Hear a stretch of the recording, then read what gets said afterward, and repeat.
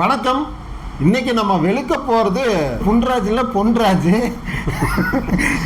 அந்த அளவுக்கு ஒரு மனசு வந்து புண்பட்டுருக்குது. விருச்சுவல் வாரியர்ஸால மனசு வந்து ரொம்ப புண்பட்டுருக்கார். ரொம்ப கொந்தளிச்சு ரொம்ப என்ன பண்ணுறதுங்கிறது தெரியாத அளவுக்கு மறுபடியும் ஒரு காணொளி வந்து வெளியிட்டு திருப்பி வந்து வெளுவெளுன்னு வெளுக்கப்பட்டு வருகிறார். அடுத்து நீ துவச்சி வர காய போறது மட்டும்தான் பாக்கிங்கிற மாதிரி சமூக ஊடகங்களை வச்சு பொழந்து கட்டிட்டு இருக்கிறாங்க. யார் இந்த பொன்ராஜ்? இந்த பொன்ராஜ் வந்து யார் அப்படின்னா, நம்ம ஏபிஜே அப்துல் கலாம் ஐயா அவர்களோட தனிப்பட்ட ஒரு செயலாளராக வந்து பணியாற்றினார். அது மட்டும் இல்லாமல் 2016 வந்து அப்துல் கலாம் லட்சிய இந்தியா அப்படிங்கிற ஒரு கட்சி வந்து ஆரம்பிச்சாரு. பெருசா அந்த அளவுக்கு போகல.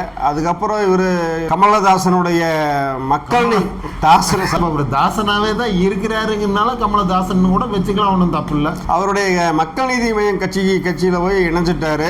2021 அண்ணா நகர்ல வந்து போட்டியிட்டு ஒரு 17,330 வாக்குகள் வந்து பெற்றிருக்காரு. இவர் வந்து விழுப்புரம் மாவட்டத்தை சேர்ந்தவர். இந்த பொன்ராஜ் ஒரு பேசுபொருளாக ஆயிட்டு இருக்காருக்கான காரணம் என்ன அப்படின்னா, சமூக ஊடகத்தில் அவர் பேசின பேச்சு தான். தாவேகாவினுடைய பெண்களை வந்து விலை மாதர்கள் அப்படிங்கிற மாதிரியான ஒரு சர்ச்சையான பேச்சு பேசியிருக்கிறாரு. இதுக்காகத்தான் வந்து நேற்று விஜயும் செங்கோட்டையன் அவர்களும் வந்து டிஜிபி ஆபீஸ்ல ஒரு புகார் மனுவை கொடுத்திருக்காங்க. இந்த பொன்ராஜ் அவர்கள் வந்து தாவேகாவில் இருக்கக்கூடிய சில குறிப்பிட்ட பெண்கள் வந்து விஜய் ரொம்ப பிடிக்கும் அப்படின்னு சொன்னதை அடிப்படையை வச்சு அவங்கள வந்து விபச்சாரி அப்படிங்கிற மாதிரி வந்து இவர் சொன்னது மிகவும் கண்டிக்கத்தக்க ஒரு விஷயம். உங்களுக்கு ஏதோ ஒரு கட்சியை பிடிச்சிருக்குன்னா அந்த கட்சியில போய் நீங்க பயணம் பண்ணுங்க, அதெல்லாம் ஒரு பெரிய விஷயம் இல்லை. இப்படி வந்து பெண்களை இழிவுபடுத்தும் விதமாக அசிங்கமான வார்த்தைகளை பயன்படுத்தி அதுவும் வந்து அதுக்கு வந்து அவர் மன்னிப்பும் கேட்க மாட்டேன் அப்படிங்கிற மாதிரியான பதிவும் எக்ஸ்ட்ரா பக்கத்துல பதிவிட்டு இருக்கார். இப்போ இவங்க வீட்லயும் கூட இவங்களோட அம்மாவோ அல்லது அக்கா தங்கைகளோ இவரோட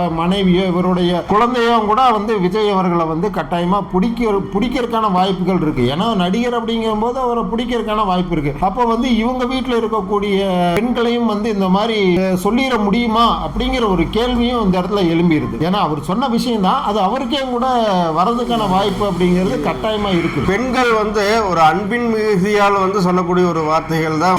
இவங்களுக்கு முன்னாடி உங்களை பார்த்துட்டு நான் உங்களையே கல்யாணம் பண்ணியிருப்பேன், நீங்க அந்த அளவுக்கு இருக்கீங்க அப்படி மாதிரி எல்லாம் பேசக்கூடிய ஒரு இயல்பான வார்த்தை. இவங்க இருக்கக்கூடிய கட்சியில வந்து சிவாஜி கிருஷ்ணமூர்த்தி அப்படிங்கிறவர் வந்து கண்டபடி வாய்க்கு வந்ததெல்லாம் பேசுறதுங்கிறது வந்து ஏத்துக்க முடியாது. பொன்ராஜுங்கிறவர் வந்து சொல்லிட்டு இருக்கிறாரு, தாவேகாவில் இருக்க பெண்களுக்கு வந்து நாகரிகம் தெரியல, அவங்க வந்து கண்டபடி பேசுறாங்க அப்படிங்கிற மாதிரி சொல்றாரு. கண்டபடி பேசுறது யாருங்கிறது நல்லா உன்னிச்சு கவனிச்சாலே தெரியும். நம்ம சமீபத்தில் கூட பொன்முடி கூட ஒரு சர்ச்சையில் பெண்கள் இழிவாக பேசி இது வந்து அதுக்குன்னா 5 படுத்துங்கன்னா 10 அப்படிங்கிறதெல்லாம் வந்து ஒரு அமைச்சர் பேசுறது எல்லாமே மிகவும் வந்து ஒரு கேவலமான இதாக தான் மக்கள் அனைவருமே பார்க்குறாங்க. பிரேமலதா விஜயகாந்த் வந்து ரொம்ப கேவலப்படுத்தி ஒரு மீட்டிங்கில் பேசிக்கிறார். மூஞ்சி பாரு எலுமூஞ்சியாட்டு இருக்குது, பல்லப்பாரு அப்படிங்கிற மாதிரி ரொம்ப கொச்சப்படுத்தி பேசுறீங்க. இன்னைக்கு அதே இதில் கூட்டணியில் போய் சேர்த்துருக்காங்க. அவனே இவனே அப்படின்னு எல்லாத்தையும் நீங்கள் பேசுறீங்க அப்படின்னா அது உங்களுக்கு வரதுக்கு எவ்வளவு நேரம் ஆகிவிடும் அப்படிங்கிறத ஒரு யோசிச்சு பேசக்கூடிய இது வந்து இந்த இடத்துல தேவை அப்படிங்கிறது தான் உண்மை.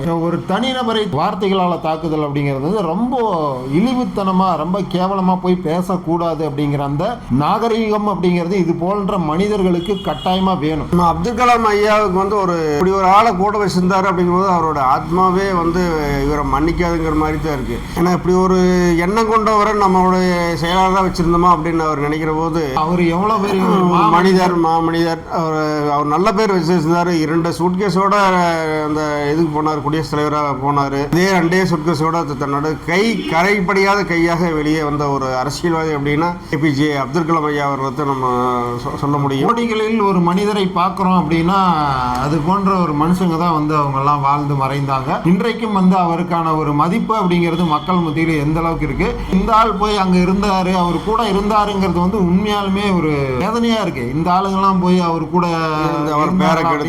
பேரை கெடுக்கும் விதமாகத்தான் இருக்கு. நீங்க போய் சேர்ந்திருக்கக்கூடிய கட்சி கமலஹாசன் கட்சி. கமலஹாசன் வந்து யோகியவானா அப்படின்னா அந்த இடத்துல எப்படி பார்க்கப்படுவீங்க?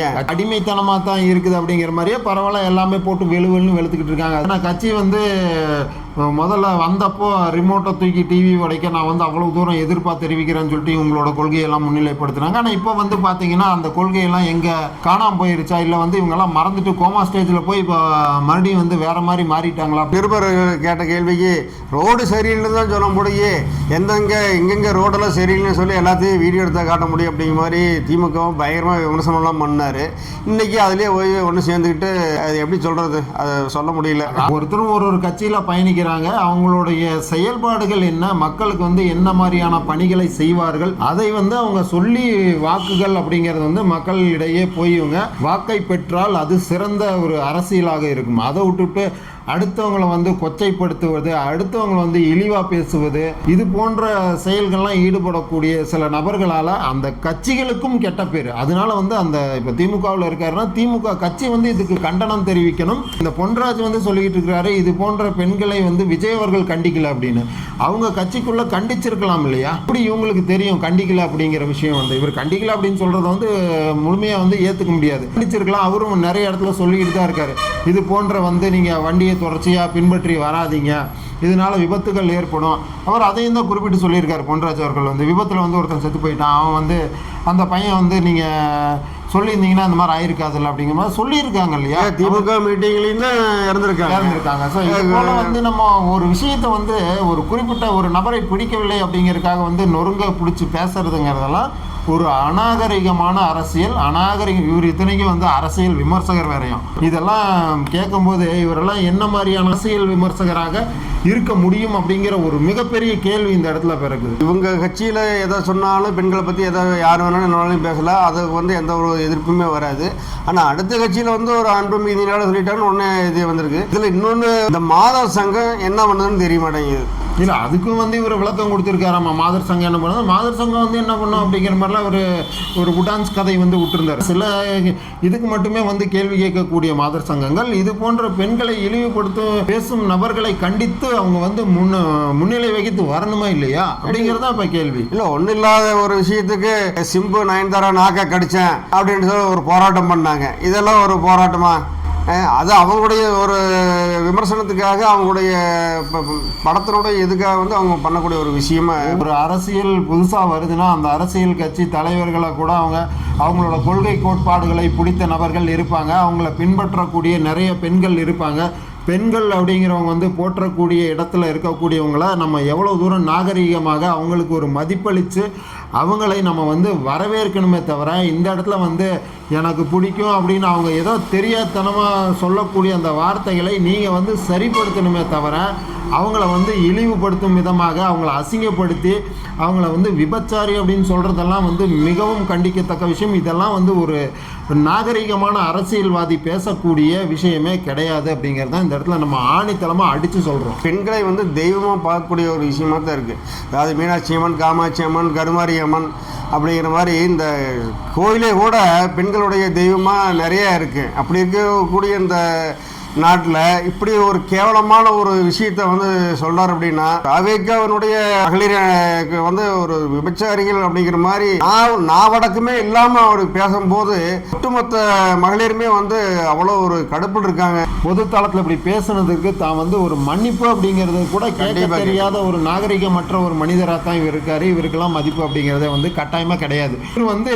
இன்னொரு விஷயம் என்ன சொல்றாருன்னா, அநாகரிகமான பேச்சுக்களை பேசி தான் வந்து இந்த பெண்கள்லாம் தங்களுடைய விளம்பரங்களை தேடிக்கொள்றாங்க அப்படிங்கிறாரு. இந்த இடத்துல பார்க்கறது நம்ம என்னன்னா, இவருக்கு வந்து ஒரு ப்ரமோஷன் தேவை அப்படிங்கிறதுக்காக இவர் வந்து இப்போ பெண்களை அவமதிக்கத்தக்க விதமாக வந்து பேசி தன்னை வந்து சமூக ஊடகங்களை பிரபலப்படுத்திக்கணும் அப்படிங்கிறதுக்காக இந்த மாதிரி ஏதோ ஒரு சர்ச்சை பேச்சை இவர் பேசியிருக்காருங்கிற மாதிரி தான் பார்க்க முடியுது இந்த விஷயத்தை. அதாவது பெண்களுடைய ஓட்டு நமக்கு போயிருமே அப்படிங்கிறனால திமுக செய்யக்கூடிய ஒரு தூண்டி வருது. நம்ம ஜூலி அவர்களை முதல்ல பேச விட்டு இது பண்ணாங்க, விரிச்சு வாங்கி அடிச்சு துரத்தி விட்டாங்க. இப்போ அடுத்தது பொன்ராஜ் வந்திருக்கிறாரு, இவரை தெருக்கி விடத்தான் போகிறாங்க. எல்லாமே காரணம் வந்து திமுகவுடைய தோல்வி பயம் தான் காரணமே முழுக்க. அதனால தான் வந்து ஏதாவது ஒரு பிரச்சனையை கிளப்பிவிட்டுக்கிட்டே இருப்போம். அப்போ தான் வந்து பெண்கள் மத்தியில் விஜய்க்கு கெட்ட பெயரை உண்டாக்கணும் அப்படிங்கிற ஒரு நோக்கத்தோடு தான் இப்படிப்பட்ட செயல்களை அவங்க செஞ்சுட்டு இருக்கிறாங்க. இதுக்கு எல்லாமே விர்ச்சுவல் வாரியர்ஸும் சரி, பெண்களும் சரி மிக தெளிவாக இருக்கிறாங்க. வரக்கூடிய 2026 சட்டமன்ற தேர்தலில் இதுக்கான பதிலடி நிச்சயமாக கொடுப்பார்கள். இப்போ கண்டபடி ஒவ்வொருத்தரா புதுசு புதுசா வந்து ஒவ்வொரு சில விஷயத்துங்களை சர்ச்சையாக கிளப்பிக்கிட்டே இருக்காங்க தொடர்ச்சியாக. பெண்கள் மீதான அவதூறுகளை அரசியல்வாதிகளும் சரி, விமர்சனம் பண்ணி மற்ற எந்த ஊடகங்களாக இருந்தாலும் கடமை கண்ணியத்தோடு செயல்பட வேண்டும். நிறைய பேர் சைலண்டா இருக்காங்க, எதுவுமே சொல்லாம ஓட்டை மட்டும் நம்ம போய் யாருக்கு போடணும் அப்படிங்கிற அந்த முடிவு எடுத்து வச்சு நிறைய பேர் களத்தில் இருக்கிறதையும் நம்ம பார்த்துக்கிட்டு தான் இருக்கோம் தொடர்ச்சியாக. எது எப்படியோ 2026 தேர்தலில் அனைவருமே சிந்தித்து தங்களின் ஜனநாயக கடமையான அந்த வாக்கை செலுத்துங்கள். யாரை தேர்ந்தெடுக்க வேண்டும் என்பதில் மிக கவனம் தேவை அப்படிங்கிறது நீங்கள் அனைவருமே உணர்ந்து செயல்படுங்கள். அப்போதான் ஒரு நல்ல வருங்காலம் அப்படிங்கிறது அனைவருக்குமே அமையும் என்று சொல்லி இந்த காணொளி இத்துடன் நிறைவு செய்கிறோம். நன்றி, வணக்கம்.